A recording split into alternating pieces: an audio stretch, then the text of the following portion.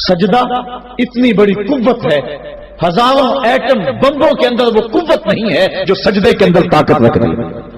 آج دنیا سے ہم ڈر رہے ہیں اس لیے کہ ہمارے سجدے چھن گئے ہیں، ہمارے سجدوں کی آبرو چھن گئی ہے، ہمارے سجدوں میں وہ حرارت اور گرمی نہیں رہی، وہ رقت اور وہ نرمی نہیں رہی۔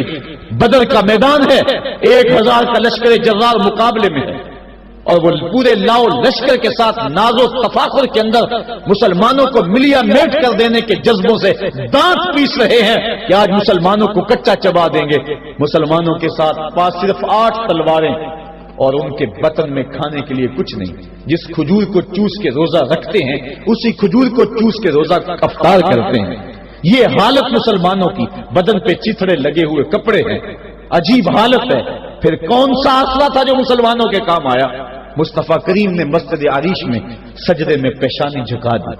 حضرت ابو بکر صدیق رضی اللہ تعالیٰ عنہ فرماتے ہیں میں حضور کے ساتھ تھا، ساری رات مصطفیٰ روتے رہے، آنکھوں میں آنسو ہیں، حضور کی چادر سر انور سے سلک کے حضور کے کندھوں پہ آ جاتی، پھر کندھوں سے پشت پہ آ جاتی، میں اٹھا کے حضور علیہ السلام کے سر پہ رکھتا اور کہتا حضور بس کرو۔ حضور بار بار روتے اور اللہ کی بارگاہ میں سجدے میں سر ڈال کر التجائیں کرتے۔ لفظ کیا تھے محبوب کی زبان پہ؟ آج تک ایسی ناز والی دعا کسی نے نہیں کی ہے جیسی دعا مصطفیٰ جان رحمت نے کی۔ مصطفیٰ کریم سجدے میں سر رکھا ہے اور کیا کہا؟ اللہم ان تہلک ہذہ العصابہ لم تعبد فی الارض ابدا۔ میرے مالک میں نہیں کہتا کہ ان لوگوں کو بچا لے، دیکھ میری زندگی کی کمائی یہی 313 ہے جو میں تیری چوکھٹ پہ لے کے حاضر ہو گیا ہوں۔ میری زندگی کا کل اثاثہ، میری زندگی کا کل سرمایہ کوہ ابو قبیس پہ کیے گئے درسوں کا نتیجہ، عکاظ کی منڈی کے اندر دیے گئے درسوں کا نتیجہ، اور ذی المجال کے میلے میں تیرے دین کی تبلیغ کا نتیجہ، طائف کے بازاروں میں پتھر کھا کھا کے جو تبلیغ کی اس کا نتیجہ، رستے میں گڑے، رستے میں بچتے ہوئے کانٹے، اور مکے کے بازاروں میں میرے بدن کے اوپر پڑتی ہوئی اوجریاں، میں نے پھر بھی تیرا کلمہ بلند کیا۔ میرے مالک میری پوری زندگی کا گداز، میری پوری زندگی کا سرمایہ، میری زندگی کے آنسو، میری زندگی کا رونا سینے حرم کے اندر کعبۃ اللہ کی چھاؤں کے میں سجدے کر کر کے، کوئی کبھی میں نے عمر مانگا، کبھی میں نے حمزہ مانگا، تیرے دین کے لیے میں نے جو ایک ایک کر کے تنکا جوڑا اور یہ ایک چھوٹا سا گھونسلہ بنایا۔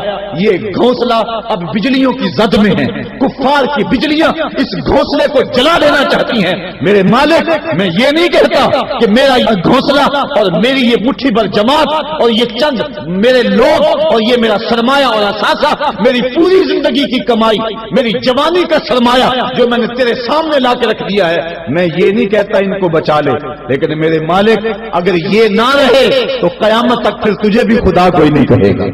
ان تہلک ہذہ العصابہ لم تعبد فی الارض ابدا، اگر یہ نہ رہے تو قیامت تک تیرے نام کے ڈنکے بجانے والے بھی دنیا پہ نہیں ہوں گے۔ یہ حضور نے اللہ کی بارگاہ میں دعا کی اور سجدے میں سر رکھا ہے۔ حضور علیہ السلام کی آنکھوں میں اشک جاری ہیں، سجدے سے قوت حاصل کی جا رہی ہے۔ دشمن کے مقابلے میں مصطفیٰ کریم سجدے میں سر رکھ کے اللہ سے آرزو کر رہے ہیں۔ حضرت سیدنا صدیق اکبر فرماتے ہیں اچانک حضور نے سر اٹھایا، میں خوش ہو گیا کہ حضور کے چہرے پہ مسکراہٹ تھی۔ حضور مسکراتے ہوئے فرمایا ابشر یا ابا بکر ھذا جبریل آخذ بعنان فرسہ، ابو بکر بشارت ہو، وہ جبریل اللہ کی مدد لے کر آ گئے۔ تو یہ سجدے تھے جن سجدوں نے ظالم اور جابر قوتوں کا منہ توڑ کے رکھ دیا۔ حضرت علی المرتضیٰ روایت کرتے ہیں رضی اللہ تعالیٰ عنہ، فرماتے ہیں میں نے ہاتھ میں تلوار تھامی اور میدان میں کود پڑا، میں نے کئی کافروں کو واصل جہنم کیا، پھر پلٹ کے دیکھا کہ میں حضور کی زیارت کر لوں، لیکن مجھے حضور نظر نہ آئے۔ میں نے ڈھونڈا تو ایک سمت حضور نے پیشانی سجدے میں رکھی ہوئی تھی اور زبان پہ لفظ تھے یا حیو یا قیوم، یا حیو یا قیوم۔ حضور یہ پڑھتے جا رہے تھے، یا حیو یا قیوم کا وظیفہ پڑھتے جا رہے تھے اور سجدے میں پیشانی تھی حضور کی۔ میں پھر دوبارہ آیا اس سجدے سے جوش لے کر، اس سجدے سے گرمی اور حرارت لے کر، اور پھر دشمن کی صفوں میں کود گیا۔ میں نے ایک کافر کو واصل جہنم کیا، پھر زیارت کے لیے واپس آیا، دیکھا تو پھر سجدے میں حضور نے سر رکھا ہوا ہے اور یہی کہہ رہے ہیں یا حیو یا قیوم، یا حیو یا قیوم، یا حیو یا قیوم برحمتک استغیث۔ یہ جملے حضور کی زبان پہ ہیں اور سجدے میں حضور کی پیشانی۔ میں پھر گیا، پھر آیا، کئی بار ایسا ہوا میں کافر کو قتل کرتا پھر آتا حضور کو سجدے میں دیکھتا. فرمایا پھر حضور نے تلوار تھامی اور مصطفیٰ کریم میدان جنگ میں کود پڑے. لوگ بڑھ چڑھ کے دشمنوں پہ حملہ کرتے تھے، لیکن جو سب سے آگے کافروں کی صفوں میں کود کے حملہ کر رہا تھا وہ آمنہ کا لال محمد مصطفیٰ صلی اللہ علیہ وسلم. تو سجدے سے وہ قوت ملتی ہے، سجدے سے وہ نور و روشنی ملتی ہے کہ پورے زمانے میں اجالا کیا جا سکتا ہے.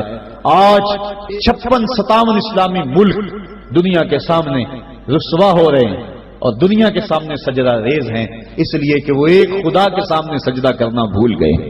ایک سجدہ جسے تو گراں سمجھتا ہے 1000 سجدے سے آدمی کو دیتا ہے نجات. آؤ اس کے حضور جھکو. اس کے حضور جھکنے والا کسی کے آگے نہیں جھکتا. سجدہ اس کو قوت دیتا ہے. تو راز کن فکاں ہے، اپنی آنکھوں پر عیاں ہو جا. خودی کا راز نہ ہو جا، خدا کا ترجمہ ہو جا. خودی میں ڈوب جا غافل، یہ سر زندگانی ہے. نکل کر حلقائے شام و سحر سے جاویداں ہو جا. گزر جا بن کے سیلے تندرو کوہ بیاباں سے. گلستان راہ میں آئے تو جوئے نغمہ خاں ہو جا. مالک کے حضور جب بندہ عزت سے سر جھکا دیتا ہے، اللہ کی رحمتیں بندے پہ